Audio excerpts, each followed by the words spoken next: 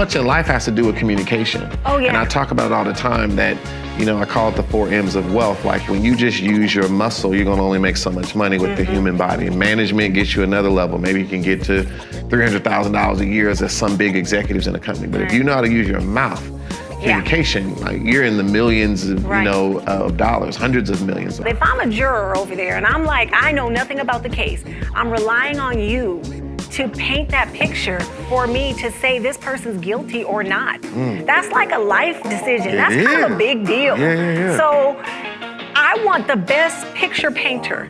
Right.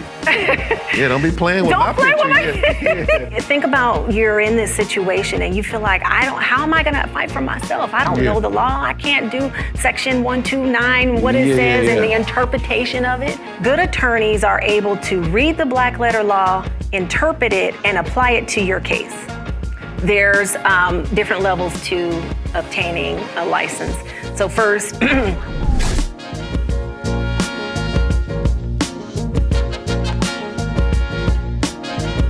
in this life, there are so many things that we are faced with as we try to grow as entrepreneurs, as professionals. There's so many things that we're confronted with, and yet there's always some level of opposition. And when you have opposition, you have to have a way to fight through it. And it's so critical to have people that are willing to fight for people. Now, when you think about fighting for people, this impacts us in more than one way. Well, number one, sometimes we need someone to fight for us. And how do we find the right people that have the right energy and heart to really make sure they're truly fighting for us?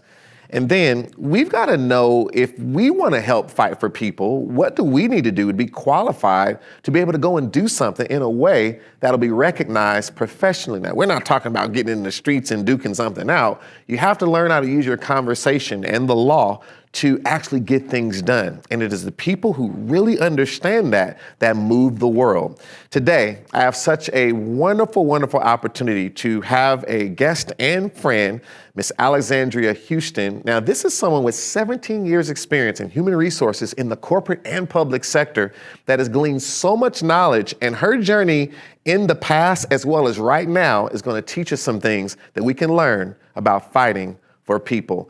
Alexandria, such a pleasure to have you. How are you doing? I'm doing great. How are you? Listen, I'm doing really good. I just can't believe I got you to come in the studio. So this is just a great opportunity. This is going to be great. And so, yes. To unpack a little bit about, before we learn a little bit more about you, when you hear fight for people, why is this something, do you think, that in society we have to be concerned about? Doesn't it seem like just people should just treat people right? At work, at home, in life, people should just treat people right. But why can't we ignore this term, fight for people? No, that's an awesome question. And I just have to say, I'm really excited to be here. Oh, thank you. I always enjoy talking to you, Mr. Parker. It's always great. Thank you. So, but in terms of that word fight, I think I'd use the word advocate, and that's another term. Yeah. Because like you said, it's not in the streets. We got to polish it up. Yeah. It's the same, but to advocate, and you advocate for yourself with knowledge. Okay. So a lot of people, when they are reacting to something negative, they do it with emotion. It's just all emotion. But sometimes, and a lot of times, especially in corporate America and in the workplace, that just doesn't polish well. So how you advocate for yourself, and how I think I've seen it over the past, like you said, 15, 17 years, is through policy and, like you said, the law. So people can't negate what's on paper. You can't, nowadays you can, right? You think like, no, this is in stone, but we see how things are even changing then. But just organically, normally, you really can't dispute a rule, a policy, or a law, because it's kind of set in stone. So the more you know that, you can fight, and you can get liberty with that. So I think that you're right. It's just a lot. People should just treat people great, but it doesn't happen. It doesn't work like that. And I wanted to, and I failed to mention this earlier, that I really want to get across is that we're going to unpack this, but everything you just said is a big sign of how you see the world and the things that you as a person have allowed to guide some of your decisions in your career. And when I think about the fact that you have these, almost 2 decades of experience in human resources and corporate and public sector, which is very unique, areas, the fact that you're also embarking on a journey of moving from the corporate ladder into the legal areas of entrepreneurship where you can provide services in legal areas. I think, it's so powerful. We're going to learn more about what you're starting. But when you think about this whole passion of fighting for people, I want to go back a little bit and tell me a little bit about where you're from. How did you get here on planet Earth? What's your background? Well, just naturally. So my biological parents are from the East Coast. So they are from Philadelphia, Pennsylvania. That's where I was born. My father was in the military. So through the Air Force, we came to California. He was stationed at Travis Air Force Base in Fairfield. So that's where I grew up. I'm a single child. Don't have any natural siblings, but I never felt alone. I'm a part of a big community, and I have a lot of sisters and brothers. So with that, I always liked people. I'm a people person. I get my energy from people. I'm not an introvert. And so during the pandemic, it was tough for me. To go crazy, huh? I was like, how are we going to do this? But so I get my energy and strength from people, and I get energy from helping people. So I don't like to necessarily own the outcome. I could be behind the outcome, but if you're blessed, I am. And so that gives me this energy that's great, and I feel that. So I never really like to be, I know, there's this stigma that's out there for single children, and I think you might relate. I grew up the same way, there's a selfishness, or that, want everything to ourselves, and that we're just kind of in our own. And that can be true, too. It has its place. It has its place, but I don't think that I never really wanted to be part of that kind of perception. It was just giving, giving of your time, your resources, your money. And so when someone else benefits from your gift, it just benefits. So wow, I really love that. And I know, being not having any, brothers and sisters biologically, I know what you mean, and kind of growing up. And I have those moments, my wife will tell me like, okay, that's only child there, because she grew up with her sisters and stuff. And so I'll be like, this is mine. Or if you really want that, you should order it, right? Like, why are you taking some of mine, right? So you get that side of it. But then I've got so many things about me as well that just really likes to fight for people too, likes to help people, likes to see people made better. It's something that it's just a different feeling. It's just something money can't even really give you, right? And so when you think about this, and I love what you said about how people are energy. There's an energy that people bring,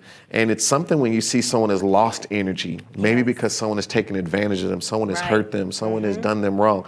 And before we kind of go into that, tell me how this starting point for you turned into a career in human resources. So I can remember I had just graduated from college. I went to Cal State East Bay. Yes. When it was Cal State Hayward. Exactly. And it's still hard for me to call it East Bay. But anyway, I worked part-time, and I was roommating with a good friend of mine. Yes. Okay, everyone, let's get this out. So see, she was a roommate with my wife right before we got married, and so there's some history here. So I don't know where she's going with this, so I'm just being a little precursor out here. No, go ahead, as you were. I had a really great roommate, and you talk about giving and sharing and selfish single children. I mean, if I had 20, she had 10. If she had a burrito, I had half. It was no like, oh, this is my shelf and this is my label. And we just didn't grow up like that. So everything was just kind of just ours. And, when you talk about growing up and understanding, just sharing, that's where that came from. But in the workplace, I had a part-time job, and I worked for the Bank of America. And we had a program it was called Welfare to Work. Really? Within Bank of America? Yes. Okay. And this is a state program. It was. It's since been abolished. They have some other different programs now, but it was called Welfare to Work. They don't even call those state programs welfare anymore. Now it's public assistance, or, they have other names. But it was a program to get, for women specifically, get females off of welfare into the workplace. Really? And so, now, why would Bank of America be doing this? Right. And well, a lot of times they were national at the time, and they still are. Was this like a give back type of program? It was like a give back kind of program. All right. And I was over that program. And so I remember these women, a lot of them are single mothers, like you said, they had been emotionally bruised through society, relationships, whatever the case is, and they're trying to get on their feet. And they don't want to be in that system. So they want to be able to, just be productive. And I would see them, and they want just them coming in to say, saying, I want to get out of this situation that I'm in and do better for themselves. So basically, it was just a program to help them get on their feet, and I saw how successful that was, and the value added, and the response, and the impact that it had. And it's just rewarding that you had a hand in that. Yeah, it's so amazing. I appreciate you sharing that. Like, I didn't know you went through that and got experience. I could see how that maybe shaped some of your thinking too, just getting exposed to that early in your life and your career. Yes. And something that's kind of interesting is that, I grew up in a time where my mom went through a lot of domestic violence. We were on some government assistance and things of that sort. And sometimes when you hear politicians talk about things, and I understand both sides, because I understand there's assistance and things that are supposed to be fighting for the people, like government assistance, but some things do create some of the wrong behavior. So I do see people that are rewarded for, maybe you get more money if you have more children, or if you, and people start to do things in the community, or that it's almost provoking it's more financially beneficial not to have a father in the home and different things because of how some of the programs are set up. But then I see the evil of that, how it can become a trap for some people if they don't have the right mindset. But then when you were talking about some of the people you were helping, they wanted to get out of that. They needed it, but I understand the other side is, but when you need it, you need it. Like when mom came home with that government cheese and with certain things, but we needed it though. And so despite how it looks or how you feel, you don't want it, but you need it. So there's this balance between those two worlds. It is, and it's it can be a trap. So there's resources you need, and there's assistance, but then you can get into a mentality of just, I'm gonna stay here and I'm going to make the best of it and get the most that I can get out of the system. And when you don't, you have the ability to do better, you don't do better. There's that saying, when you know better, you do better. Well, when you know better, you don't do better, you just stay stagnant. And then that's where you'll stay. And so that's the trap that a lot of Americans even get into. But, I do believe, there's always this, pull yourself by your bootstraps. That's kind of too, sometimes it's a little bit too far. You might not have no boots, You might never, you might not have no boots. So my mission was, okay, here's a boot. And let you so I enjoy opening doors for people, but letting them fly. I can't. You got to walk through the door. I can't give you the wings. But I can open the window. And so it's beautiful to see a person when you open the window and they fly. And it's just like, oh, great. If that window was never open, they would have still been trapped. A trapped bird. And I think it's so important. I really love what you're saying, because fighting for people by no means begins to substitute for you fighting for yourself. And so that's the thing, that we need people like you who are willing to fight for people. But if people aren't willing to fight for themselves, they can't really get assistance for the people who want to fight for them. So it's so critical. And so let's fast forward a little bit though. So you did this at Bank of America. How did this translate to you going deeper into, different careers in this area? Well, it's funny. I had another great friend. She's a little older than me, almost like an older sister. She, Mrs. Wallace, she was leaving California to relocate to Texas, and she had this position. And she was like, LaShawn Wallace. Yes. Yes, I know who this is. Yes. She's a really great ours. friend of mine. Absolutely. And she was in HR. And I was still young. I was in my early 20s. And she says, I'm leaving Texas. I'm leaving. And you can do this job. And I thought, no, I can't do this job. This is I didn't believe him. I didn't have that confidence yet. But she opened the door for me to get deeper into the government space, because she was working at a local city in the Bay Area. And that's how I really got planted. I didn't stay there a whole long time, but that was my introduction to the public sector and human resources. And so in the public sector HR, there's a lot of rules. So and this kind of spins off to getting into areas where employees need advocacy. So, and this is where the advocacy turned on for me, is seeing employees kind of, oh, that wasn't right. Right. And I've as I grew on the ladder, the higher you get, the more you see, and from more of a view. Yeah. And you see, how decisions are made, and you see a lot. Right. And you're not always going to be in agreement with everything, but I saw people's heart. And I saw their motive and their intent, and I was like, oh, that's not right. That doesn't feel right. That's so, Right. But you work for the company. You're on their agenda, and so you better get with it. Yeah. You can right. tell your opinion, but that's okay. So I didn't like to be muted. And so I felt like these people need advocacy. They need someone to fight for them. And so in human resources, the perception is that they are for for the company, and they are. But when you see things that aren't really going the right way, you really can't do anything about it. Tell me about muted a little bit. What do you mean by that? You didn't like feeling muted. There's this thing called collaboration, right? You Right. have these collaboration meetings, and you're part of maybe a C-suite, or you're part of an executive team, which means you are peers, right, to that group, and you should have a voice, and it should be Right. considered. Doesn't necessarily have to be that you implement or execute what you're saying, but consider it. Right.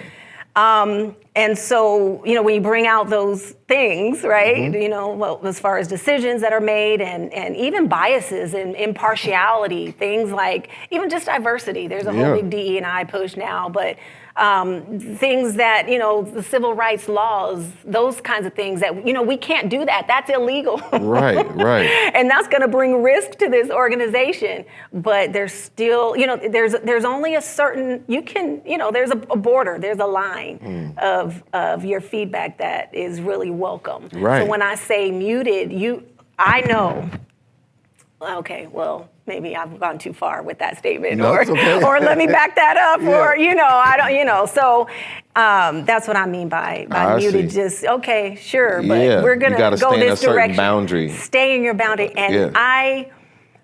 I can work in boundaries, but this pathway to law is unleashing some of those boundaries that now we're gonna go in and go into, because we're in the ladder right now, the corporate ladder, Right. and in that ladder there's the laws in terms of employee law and other laws that you had mentioned that impact companies, but those laws and policies are surrounded in a culture, and that's the part that is not, people don't talk about as much. But what is the culture of the company? Right. And the culture has to do with how you interpret those laws or those policies. Like, how do you determine what is too far, not far enough, if someone can really speak up? What do you do when someone disagrees with you, and it could go either way? Right.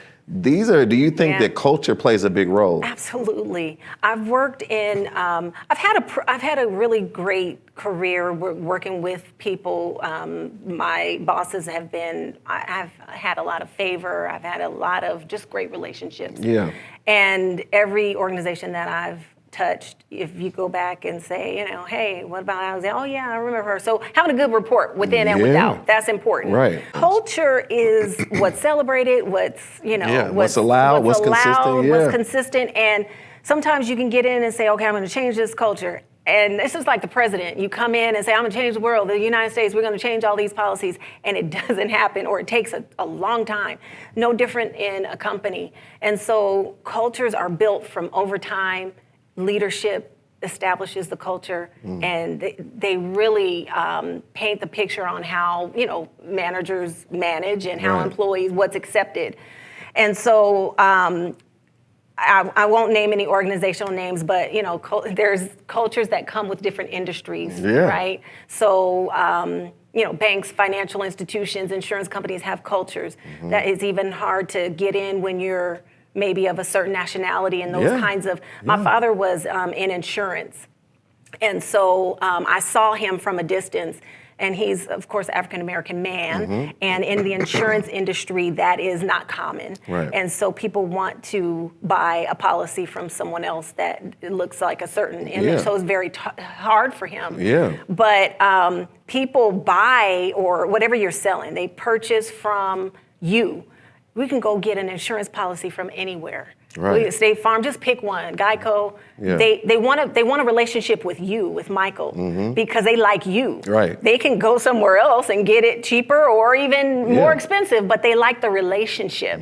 So I saw that from a distance of how relationships are important when you're, establishing culture. And I tried to implement that. So that is really interesting because now, if you are inside of a company or an organization, there's the policies and things that are in place.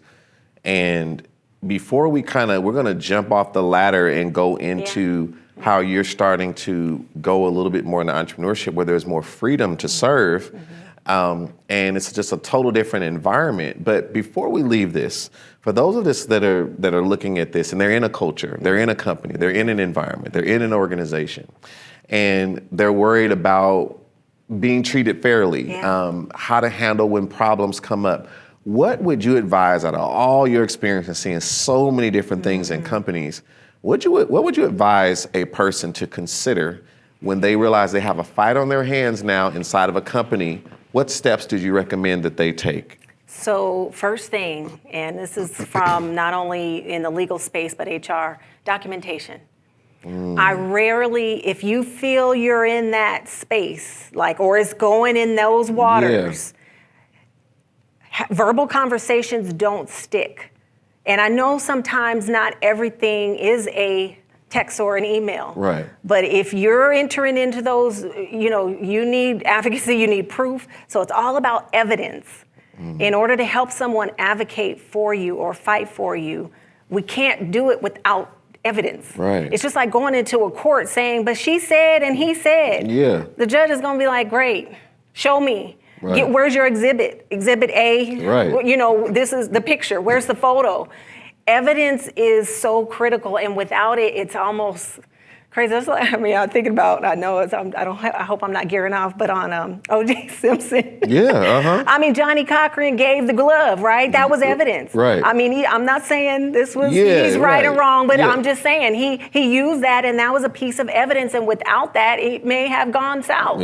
So if you're in a company, get your documentation. And when you're communicating with your supervisors, your managers, email. You have to have, and respond to yourself. Make that copy, because a lot of times if they'll say, okay, well, Michael, you're telling too much, or you're doing whatever, and we're gonna put you on out. You have no record. Now it belongs to them. So keeping your documentation. Now let me ask you something about that. That's very you are hitting some critical things. And so there is me being more conscious of when something is sent to me by text or email, that I keep a record, don't delete it, store it, know those sensitive things that could be useful later, type of thing. And then when someone maybe is not sending something, but it's all verbal, they've been saying whatever, for me to put something in writing that forces that person to have to say something back, because even if you ignore my email or text, that still is documentation. The proof that I sent it and you said nothing, which in your role you should have said something, which still works in my favor. And that's good. And they don't have to respond, but you have proof that you sent it. And so there's the Public Records Act. It's Public Records Act. It doesn't govern all organizations, but most it does. Means that your emails, your cell phone, if it was issued by the company, it's really not yours. They can discover it, and they can, unrash, and ask for emails and all those documentations. But so just be cognizant about what you do put on email in a company because they can uncover it through the Public Records Act. And public records means not just their IT group in the company. Right. That's standard. They can look at anything. I'm talking about I'm not a part of your company, but I need you to send me records on this, that, like how many people have been promoted in the last 5 years and what's their nationality. And I get that. And I'm a public person. I'm just a citizen. So anyway, just be cognizant of that. But if you're trying to protect yourself or trying to build a case, and not like you're trying to build it, but you're just trying to protect yourself, you need documentation. And so that's one recommendation, is just to kind of put those critical things in writing. And then you also mentioned too, like say, not everything is in writing, but let's say we're having a conversation and you're my boss and you say, okay, Alexandria, I want you to do this, and I want you to terminate this employee, but I want you to promote this one. Right? And I know that that's kind of sticky. That's going to be muddy, and that's going to be risky.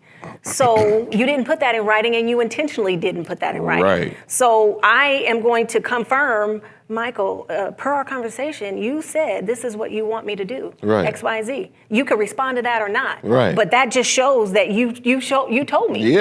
I mean, there goes my editor. And you didn't email me back saying, "What are you talking about? I didn't tell you that." Right? But it shows our conversation. You could confirm or deny it or be mute, but it just confirms what we talked about. If you ever say, "I never told you that," And I hate to do that, but that's just the truth. That's the truth. You have to protect, because you're going to go to HR and say, Michael told me to do X, Y, and Z. You're going to say, no, we never talked about that. Exactly. Because you need to maintain your position. And so I saw too many of that. And I saw a lot of employees getting into those issues. And then there's retaliation, right? And so when you complain, there's whistleblower issues. They say, well, this is happening to me.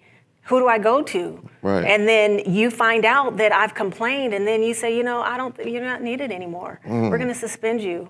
And so, you're never going to say it's tied to me complaining, because that's clear retaliation. And you know that that's a violation of the law, but that's what happens, and that's how it goes down. So it's tough. So I'm sitting back all these year after year after year, like, this is crazy.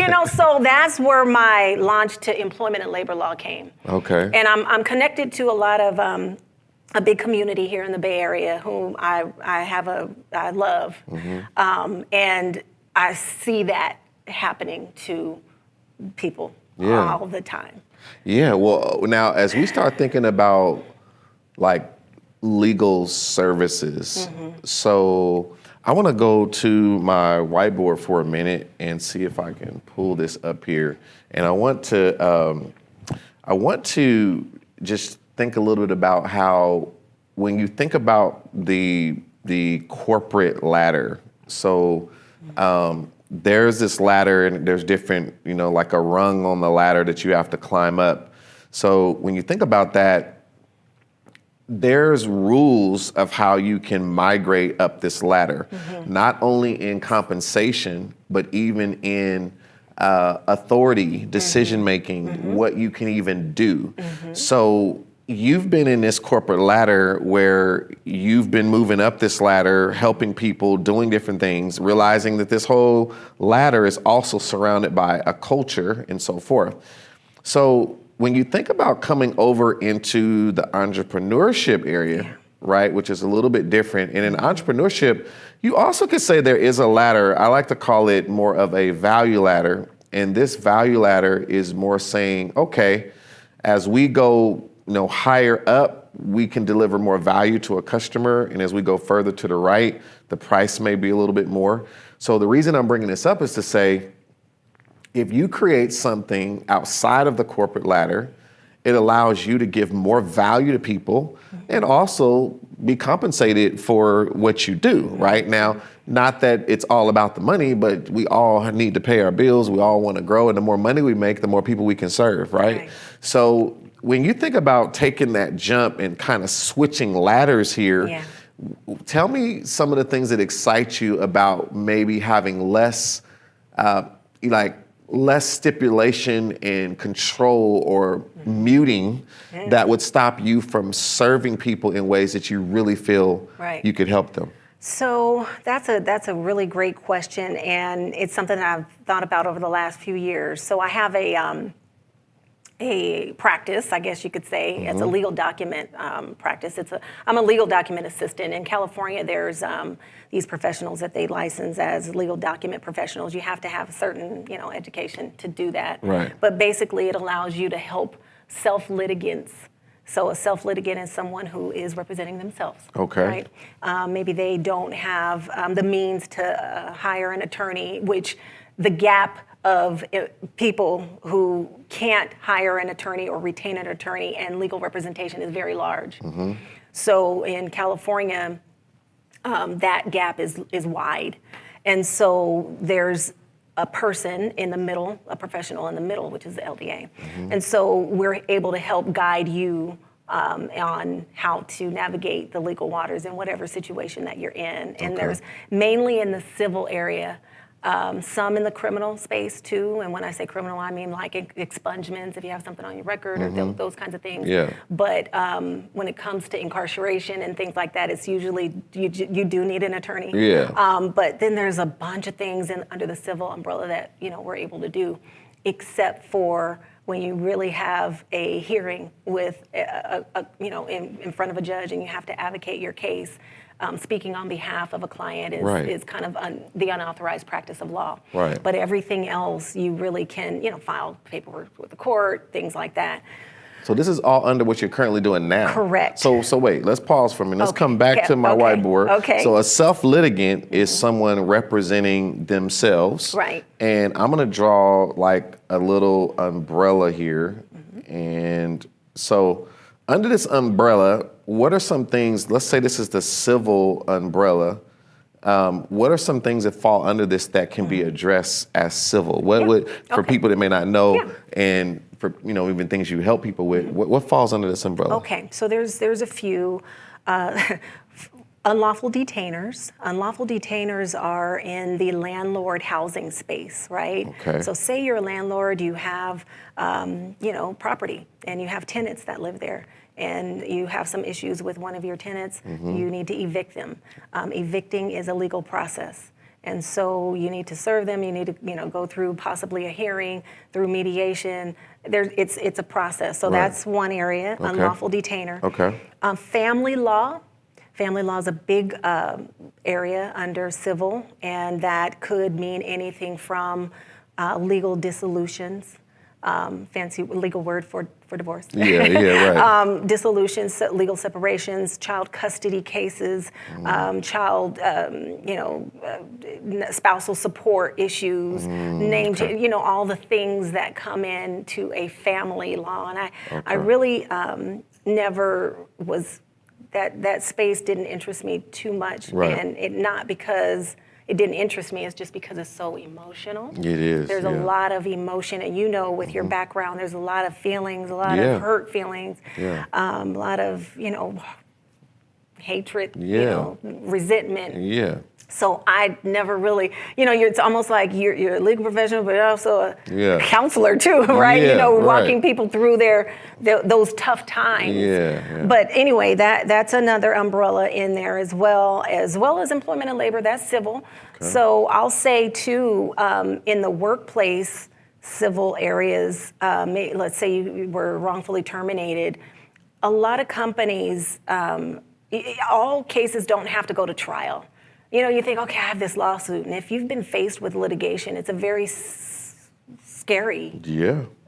It can be kind of like, this is my life, Right. It's tough. But a lot of times people just want to settle. And now the settlement arena is becoming more popular than just, going to litigate, because litigation is very, very expensive. You have time for attorneys, you have the judge, you have all these things, so it's costly. Up quick, And so another legal area that I'm pursuing is mediation. So being a mediator, so there's family law mediators, there's employment law mediators.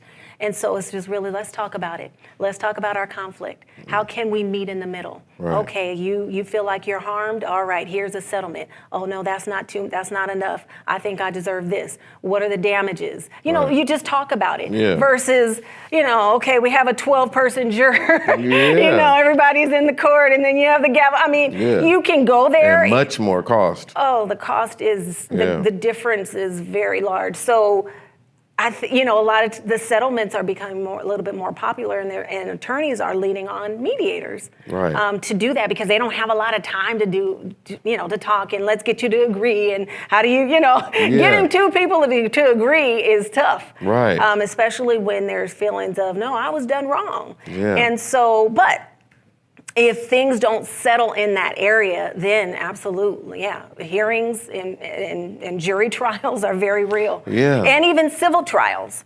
Right. So, and then lastly, under the civil umbrella, well, that was pretty much it. Family law, employment. There's estate planning. Okay. There's estate planning. There's your will, your living trust. There's things like that. Those are also things that just can be done as a self-litigant. All right. Now, so you jumping into this space that now you're getting into another arena where now you're not, hampered by a structure of any type, and you can pretty much serve people the way you would like to. Yeah. You have to stay in the confines of what your legal capabilities allow you to be able to do. Mm-hmm. When you think about that on the civil side, I know that you've been doing a lot to get licensed. Yeah. And so tell me about your business now. And it's Lighthouse, right? Lighthouse Legal Group. Lighthouse Legal Group. Yes. And you can do from, all the documents related to these things we just went over, and mediation related to everything we just went over. Correct. You can do that right now. Right. But I know you've been putting some energy and effort into actually getting licensed. Right. So tell me why you are, because this is a lot you already covered. Like you can change lives with this. So why are you going further? What is this about? Tell me a little bit about that. So yes, there is a life-changing effect to what we just talked about, but there's even a greater one. So let's say you own several businesses, and if you're faced with litigation, it's like, okay, what do I do? I know I can advocate, and I know you can advocate for yourself because I've seen you. Yeah. But legally, you need someone with the law, because remember when we just talked about in the beginning of knowing the law is kind of just that's how you really advocate. So anyway, I don't want to stop at that ceiling of document prep. What I really feel like, which is in my heart, and I feel like I can do best, is the verbal avocation. So, and I can't do that. That's called the unauthorized practice of law. You can't practice without the license. So I've completed school. I have a couple more classes to finish, but then also need to take the bar, which is... So help me with this. So I'm gonna go back to my whiteboard for a minute. So when you think about, we just took this umbrella, right? And we said it was kind of civil, and in this area, it was more about the documents, right? Yes. And we talked about mediation, right? And so this umbrella, and then we unpacked all kind of stuff that could fall under here. So now on this other side, I don't know what I would call this, but I'm gonna call this a license umbrella. And under this umbrella, are you saying that it still is about these same items that were listed, but now the difference is that you can actually speak and vocalize this in a courtroom and fight with your words, not just a document or mediation. You can go to the next level and say, Exhibit A. Right, absolutely, you hit it. Okay. That's perfect. So the difference between the left and the right, the license allows you to represent. So you're no longer, you move from a self-litigant to now I am represented, and you can facilitate a courtroom hearing, you can approach a judge, you can speak on behalf of your client, you can advise your client legally, you can really petition for them in a legal way to allow them to get out of that legal situation, or basically cause a judgment. There's this term, especially under family law, but they say, okay, well, did you file your judgment? Is the judgment filed? Yeah. And all that means is a decision was made. It was yes, it was no, it was maybe, it was this is what you do this, but the decision was made. That's the judgment. So but when you speak of judgment, that ties back, the root word in there is judge, right? And we have judges. Yeah. And so in the current, when you're not licensed, you really seems can't approach the judge. No. So it's only between the two parties, everything you do, and then documents, but you can never yourself fight at the judge level to try to, in a positive sense, influence the judgment. And that's the goal. Okay. Because that's the only way out.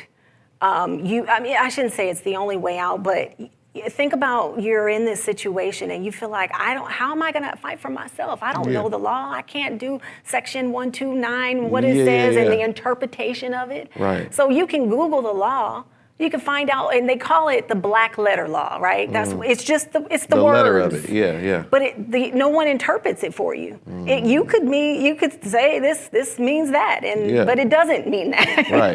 It means something completely different. And good attorneys are able to read the black letter law, interpret it, and apply it to your case, and make it fit. And it's totally legal. That's how you get good defense attorneys, because they are good at defending. They're good at taking a picture and, I won't use it, spinning it to your favor. You're right. I mean, really. Right, and that's the same thing on the plaintiff side, right? Same thing. They're good at spinning it not in your favor. Absolutely. They're good at prosecuting you. Right. And they will add more on it and put more, but it's the truth. Right. But, it's a little elevated. Yeah. But the same thing with the defense. They're appealing to, they're taking something and triggering it to your favor. So it's both sides have their job. Right. And we both get each other. And it's we understand. And it's so, I would say, limiting and could even be frustrating for someone like you to do so much in the documents and in the details and hear the stories and the emotion, and then you help with the document, but when it goes to the courtroom, you can't be the one to help give the ultimate influence on a judge is how you can convey, because we know, like, so much in life has to do with communication. Oh, yeah. And I talk about it all the time that, I call it the 4 M's of wealth. Like, when you just use your muscle, you're going to only make so much money with the human body. And management gets you another level. Maybe you can get to $300,000 a year as some big executives in a company. But if you know how to use your mouth, communication, like, you're in the millions of, of dollars, hundreds of millions, like actors, celebrities, attorneys, salespeople, right? But the mind is the highest level, right? Things that come from your mind, ideas, things that create, that is the genesis of everything. So this being licensed allows you to use your mouth and your mind, because it's not just being able to communicate it. You have to think about what to say, when to say it, how to build the evidence in a way that paints a picture, right? Because that's what makes a good movie, is it's the way the story was told, not just that the story was told. And a lot of people, you're hitting those, that's excellent, because, a lot of people think, it's like the movies, right? They see this, courtroom, and they feel like, the attorneys. Law and Order. Law and Order, which is a good show I like, actually. Yeah. But, they feel, I went to Yale, I went to Harvard Law, Stanford, and those are great. Ivy League school. And the black letter law, it. Yeah. But some of those can't get in a courtroom and paint the picture. Really, because that's what it's about. If I'm a juror over there and I'm like, I know nothing about the case, I'm relying on you to paint that picture for me to say this person's guilty or not. That's like a life decision. That's kind of a big deal. Yeah. So I want the best picture painter. Right. Don't be playing with my picture. Can you make me see what happened in that trial? Paint it for me so that, let Michael off the hook. He's innocent. Yeah. Or, no, this person is, lock them up. Exactly. Yeah. You could, and that's the thing with law is there's this the famous term, it depends. You say, is this legal? It depends.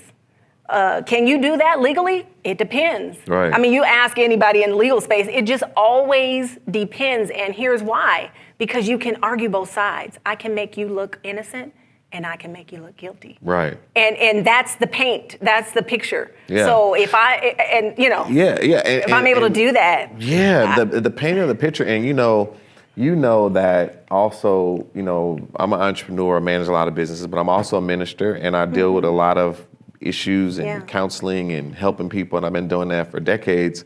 And so it's always amazing to me to hear two sides of a story, right? And that's why you need someone who can understand the side of the story that is going to help you look better in a courtroom, right? Because it's just like if someone says, this guy just literally threw a rock at this man. Right. Like, he's a terrible person. Like, look, here's the video. He threw the rock. Right. But if you rewind the video, the guy killed his dog.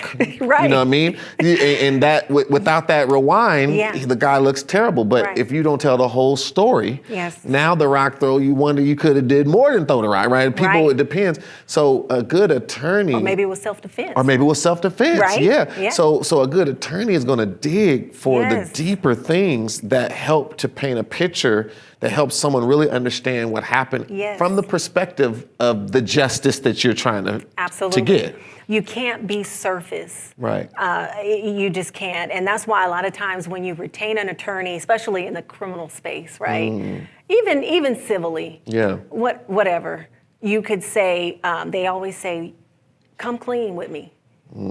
I need to know, in order for me to advocate for you, I need you to be very transparent. Right. No matter how ugly it is, I'm not going to judge you. It's going to look, don't be embarrassed, but I have to know, because we're going to get in there, and guess what? That DA, he already knows, because he's already dug up everything. So they know, and they're going to use that. So if I don't know, they're going to use it. Then I look blindsided, and then that hurts our case. So anyway, there's a transparency that you have to have with that person who's legal. They're really your partner. And so that's all I love it. See, I can tell that that there's something in you that really likes that, and I like talking about those things too. I mean, I've been through a lot of business things. I've been through so many things where I've got to see and experience, and even just growing up with custody issues between my parents, I've been in so many courtrooms and talked to psychologists, did all kind of stuff. And so, but tell me this, I appreciate your passion to want to fight for people and want to prepare yourself to do whatever it is whatever you want to take on that you feel passionate about helping, to be in a situation where you can help to the fullest is what you're trying to prepare yourself for. And I really am, honoring that. I'm rooting for you. I'm one of your biggest fans. And I want to know though, how has it been in pursuit of this license? Like, there's some, we have a little time here left, but what has this been like? What is the work? Tell me about the kind of the dark side of, what has it been like trying to prepare? I need some water. Get some water. Get some water. and as you get your water, I mean, I know that there is there's things you have to learn, things you have to pass. Like, tell me a little bit about this moving into this. What have you done so far? What has it been like? Okay, good question. It's been treacherous. Okay, all right. Let's get to it. It has been. And don't get me wrong. I mean, once it's done fully, it'll be worth it. But there are so many layers, and it's by design, Mr. Parker. It is by design. You think believe that they want to give licenses to people that look like me? That's true. That's true. Easy? Right. No, and that's just by design. It's always, you talk about culture, that's just been in the thread of the system. Yeah. In people who are incarcerated, they purposely say, you can't read, or because they don't want to give you the information, they don't want to give you the knowledge. But how has my journey been? There's different levels to obtaining a license. So first, you have to go to law school. Okay. And actually in California, you really don't even have to go to law school to be an attorney. And I'll get to that. So we'll kind of pause that first, but I'll just talk about the process. And even prior to being admitted into law school, You have to take this thing called the LSAT. And the Okay. LSAT is a logic-based test. They use it to weed you out. They use it, and if you don't get a score, certain, then they won't let you in. So that's even by design. But let's say you take the LSAT, you get into law school, you spend 4 years, which is typical. For me, it took 5 because I am almost 50, and I'm not 20 years anymore. I think if I would have started at 20, it would have took me 3. But I have a lot of other things going on that are priority that I did not want to. I didn't want to, touch. Right. Meaning, I didn't want to just go full-fledged in this. I didn't want to compromise my life for this. Yeah, right. Okay. Right. So, finish law school. You take what they call a bar exam, and every state has a bar exam. In California, the bar exam was 3 days. They've minimized that back to 2, and it's a multiple choice exam as well as an essay. So there's a certain way that you have to write in law school. It's unlike any writing. I'm sure you're a great writer, so am I, but neither one of our writing would be the way that it would be on the test. Writing. It's a different type of writing. There's a certain way. Once you pass that, you go through what they call a moral character determination. And every state has a moral character process, and that's a background check. What type of person are you? Have you, what's your life like? If you've been convicted before, do you have any fraud in your background? Those things. So there are some things that will prevent you from practicing. So I've passed that as well as the school piece. Right. The other thing is another test on ethics. Okay, so it's outside of the bar. It's an ethical test on business and professional codes and what that you have to know if you're setting up a law firm, how to not use people, right, for their money. I mean, they know that these retainers are expensive. Right. So what are you supposed to do? You're supposed to give them a statement to show what you've done and how many hours, billable hours you've done on your case. Right. So that's one thing that I want to alert those who are watching, if you're planning on retaining an attorney and they don't give you that monthly billable statement and you gave them $10,000 to retain them and they're not telling you how they're using that, then that's something's wrong. Right. And so then lastly, again, you get sworn in after you pass your test. So I am, all of those boxes are checked except the bar exam, and I was supposed to take it in July, but I'm taking it in February because there was a class that I needed, and so I'm doing that. Really? Yeah. So I'm gonna go back here. Let's pull my whiteboard back up. So make sure I got this right. So we've got the LSAT. You got to get a mandatory score. It's a range. It's a range. Yeah, well, but I'm saying but you have there is a score that if you're not in that range, you don't pass, you don't move forward. You don't move forward. Now in California, there are other options.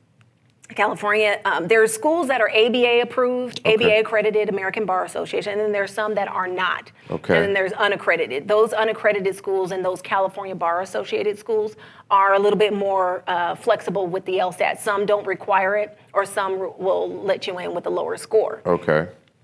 So ABA is, what'd you say, American? Right. So American Bar Association. yes, Yeah. the premium, the largest governing body of accreditation for law is the American Bar Association. Okay. And so schools like the like bigger schools. the bigger schools, Yeah. and even some that you haven't heard from, they're accredited by the ABA. And what they mean is that curriculum is the law curriculum. Exactly. Then there's other great schools that aren't accredited by the ABA. Right. That are accredited by the California Bar or a state accrediting body, like in our case, California State Bar. Okay. And then there's others in California, mainly, not in a whole lot of other states, but that are just completely unaccredited. And I don't want to give too much of an opinion on those, but those pass rates for those people who are coming out are a little bit lower than the ones that I just mentioned. Because ultimately, it's about preparing you to pass the bar exam, right? That's it. So, and you hit on something key, because when you're in that bar exam, you're in the room with 200 people, 300. Right. I could be sitting next to you and you graduated from Yale. Exactly. And I went to California Law School, which is unaccredited. Yeah. And we're in the same room and we're taking the same test. And so really, at the end of the day, it's your ability to have you comprehended the law, How are your test taking strategies, and who passes? Right. Because there's people who've gone to those great shiny schools that just can't pass the bar. And now you just have a degree, which is great, but you can't practice. And you're in debt about $150,000. Yeah, absolutely. So, really, it's how you look at it. Yeah. I don't think there's a big difference. There is a big difference in how they prepare you. Yeah. But, you have to kind of prepare yourself. It's what too. how much fight is in you. Right, that's right. Yeah. Exactly. So when you look at this, so we have our LSAT. If we're going just the normal route, we go to law school. Law school is supposed to prepare us for the bar exam. Take the bar exam, which is now 2 days. And then if you pass those, you have the moral character determination where they do an extensive background check. Right.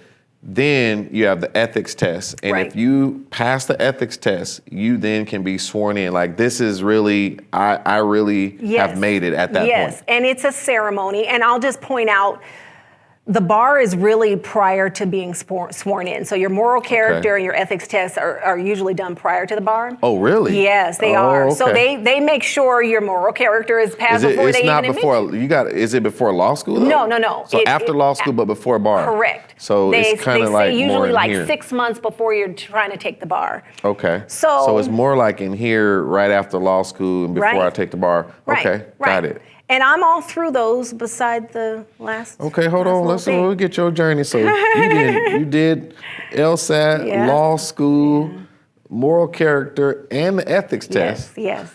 And you got the big one here. Yes. That's gonna lead you to being sworn in. Right. All right. Yeah. So California, which is the state that we are in, and which is the state that I reside.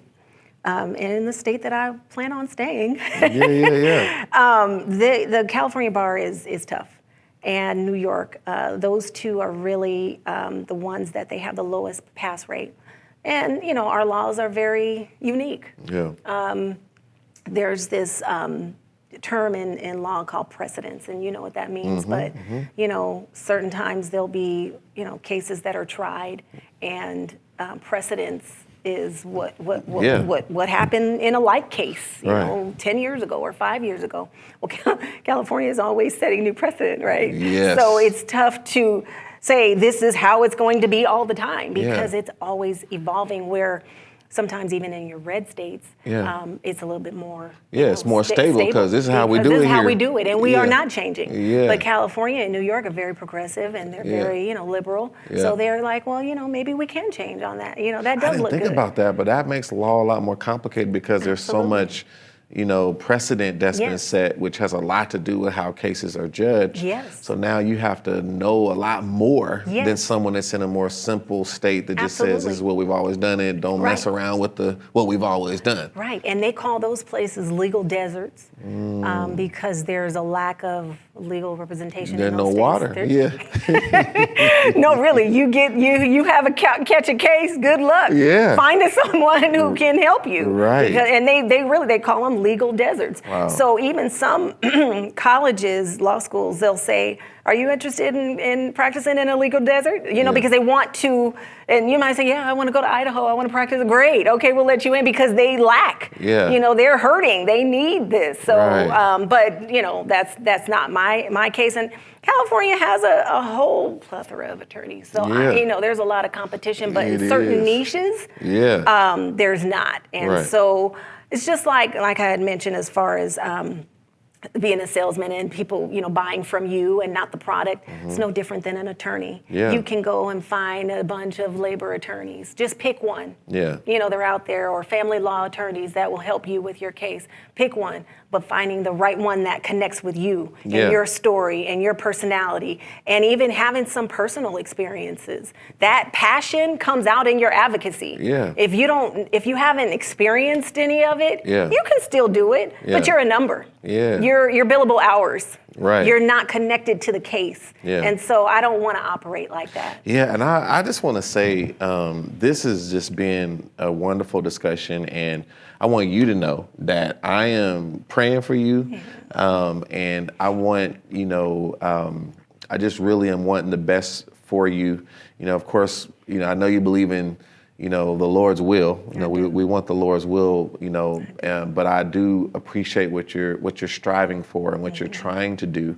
I've had the pleasure of working with you on when there was people that I knew, needed help with something. I always, have you in mind to say, hey, let me check in with you. And you've been such a great partner in helping resolve some situations. And I just want to thank you for what you do and thank you for your journey. And I'm really rooting for you, Thank you. So as you, get prepared and start heading toward that bar exam, I'm just, really, really hoping you'll have a great peace as you endure that. And so as we prepare to go, for people out there and by the way, like regardless of California, what's going on here, you would have more business than you can handle if you get licensed, right? So that's not going to be the problem. Right, the problem is going to be how to keep your sanity, right? And so we might need to talk about that later on.